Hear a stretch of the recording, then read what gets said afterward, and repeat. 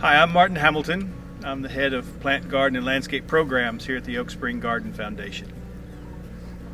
Hello, I'm Clif Brown. I'm head of the Arboricultural Conservation and Landscape team here at OSGF as well. So today we'd like to talk to you a little bit about pruning your trees and shrubs. As you can see, it's the middle of winter, and we do pruning this time of year because it minimizes the potential for transmission of diseases and pests. And because of the pruning that we do here, specifically Miss Mellon's type of aesthetic pruning, it is an annual pruning here at OSGF that we do. So Cliff, one of the things that you'll be showing us today is the techniques that you use. So one of the first things we have to do is think about the type of tree that we're pruning. So we need to know the species, and that really dictates what type of pruning we can do and we should do. So if you could talk to us a little bit about some of our apple trees here. So the fruit trees here at OSGF, we have a mixture of a lot of standard, semi-dwarfs, and some even dwarfs here.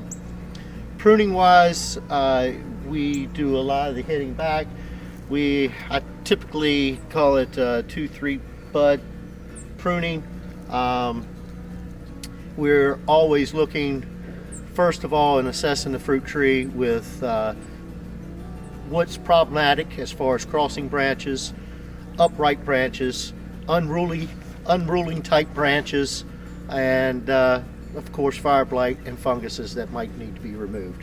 Whenever you are going to prune a plant, you need to make all of your decisions about the cuts you're going to make beforehand. So pruning is much an art as it is a science.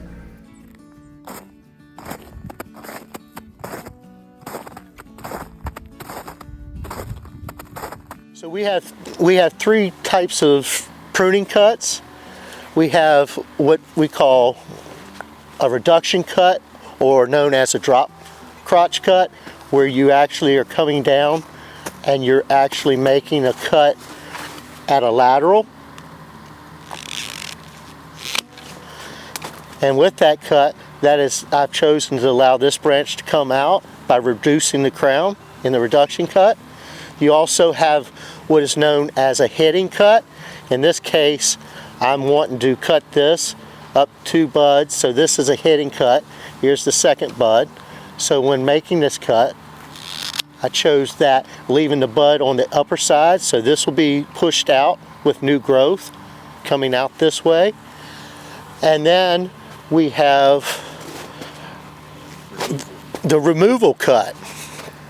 And the removal cut, in this situation, I am going to remove this scarring of the cicada damage here.